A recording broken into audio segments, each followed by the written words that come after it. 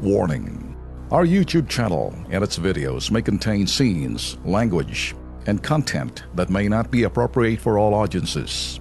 These videos include surveillance footage, undercover pursuit of suspects, actual police and rescue operations, and fearless confrontations. If you do not approve of the content, please do not watch our videos. If you wish to continue, we strongly advise that you proceed with caution. Viewers' discretion is advised.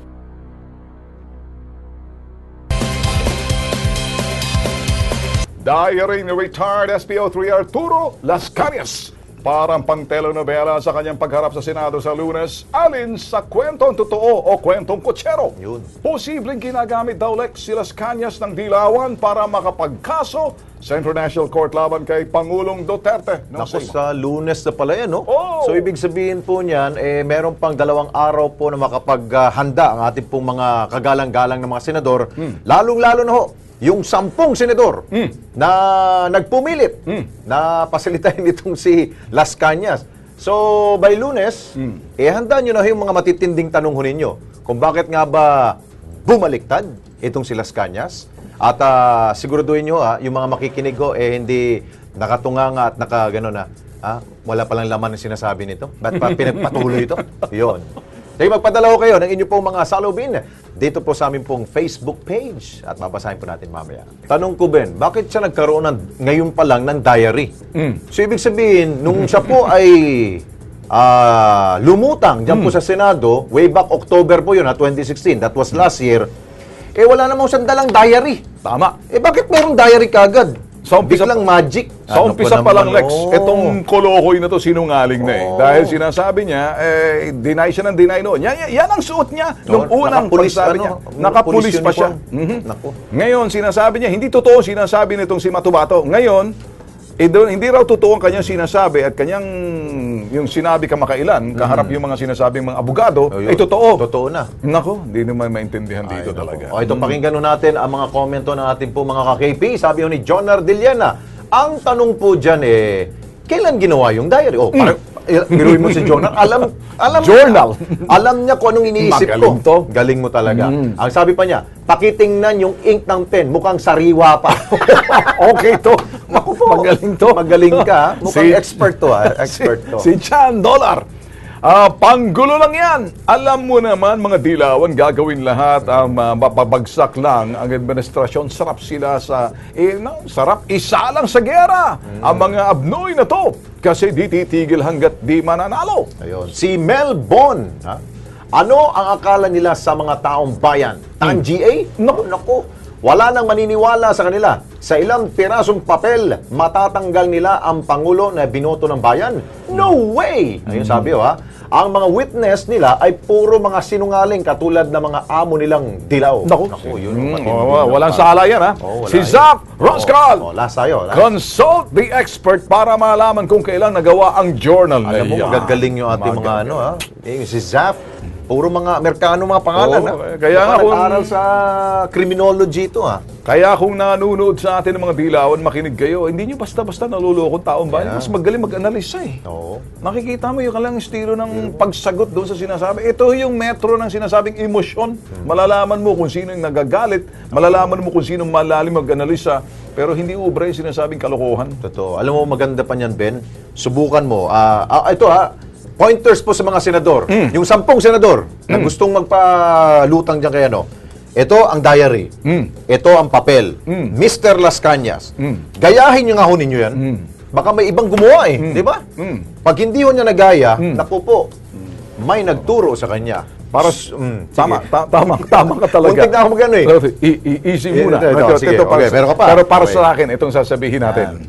Ito ngayon, kayo sa Senado, lalo na doon sa 10 senador, binabastardo ang sinasabing institusyon ng Senado dahil kung sino-sinong pumupunta, dinadala ng isang asong ulol, pagkatapos ayun, eto ngayon nagsasalita na parang hindi mo nalaman.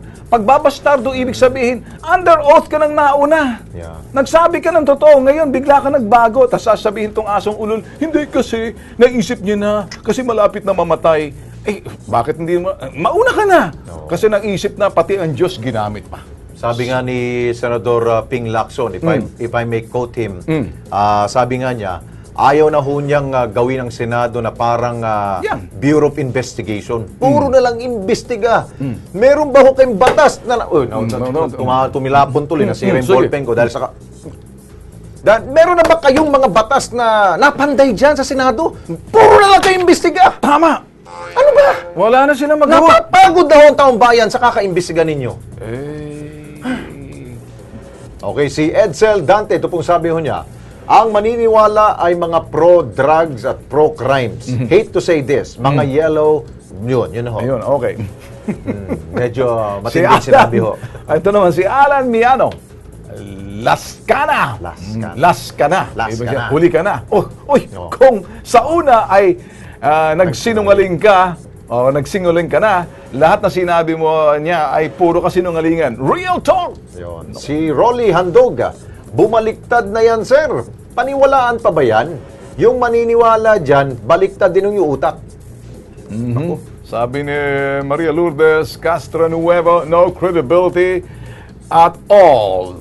Just like Matubato. Si Melanie Makilia, nako, taong bayan ang makakalaban nila. Ha ha ha. Yun. Ako, Lex, talaga, nalilito ako rito eh. Yeah. Kasi unang-una, iniharap mo to, parang ito ang nagiging parang mitya na kung saan parang pinapalabas ng mga dilaw na ayaw nilang, kung maaari, maglabas sila ng labas ng template. Itong si Matubato at itong si Las Cañas, kabahagi ng sinasabing template o formula or blueprint nila para magkaroon ng kalituhan. Yeah. Para magkaroon hindi lang ng kalituhan, alang katiyakan ng mga tao na mauuwi sa, baka isip nila magkaroon ng kaguluhan. Or divisiveness. Yes. Oo, Kaya parang ito naman ang Senado, tama si Senator Pampilo Lacson sinasabi, ano ba to? Puro imbestiga. Yeah, Gumagawa ng batas. In aid of legislation ba to? Or in aid of, ewan natin. Oo. Or publicity or publication or in aid of, ewan natin kung ano Kaya gusto nga lang. tama nga yung ginawa ni Senador Gordon na gawin na niya yung kanyang report doon sa kanyang komite dahil hindi bagong komite ho to eh. Public order naman po to sa Lunes. Yung dati yung komite ho ni yung Committee on Justice. Eh sabi niya, walang kasalanan dito si President Duterte. Kaya sabi niya, ayaw ko nang pansinin niya. Kaya nga, yun ang sinasabi, like, whatever it takes. Yeah. Anong ibig sabihin ng whatever it takes? Ito ang sinasabing, sa anumang paraan, paano namin gagawin? Gagawin namin, ito lang, maisakto para namin yung sinasabing balaki namin, at ito'y magtagumpay yung sinasabing template na sinusubukan namin dahil nalilito sila. Kaya lahat, pati Senado, ginagamit sa template ng dilawan. Yun ang take ko, Lex, ha? Oo. Ikaw, tingin Ito, mo. may last pa akong take. Kay SPO3 Las Cañas, may 2 araw ka pa. Pag nilayan mo, Kwaresma na ngayon, huwag mo nang dagdagang kasalanan mo. Mag-usap kayo ng pamilya ninyo kung tama ba yung gagawin mo sa Lunes. Isipin mo lang, yung totoo lang. Kung nagsinungaling ka na nung una, huwag mo nang ulitin. Pagbalik mo sa Lunes, sabihin mo, sorry po, nagsinungaling po ako nung sa Senado. Okay? Pag ginawa naman yun, Lex, lalo magkagulo. Hindi, yung nagsinungaling sa doon, kasama niyo mga lawyer. Oo. Ngayon, lalong malilito yung mga tao. Ay, basta sabihin mo lang katotohanan. Oo, sabagay. Period. Tama. Ayun. Yun. Okay.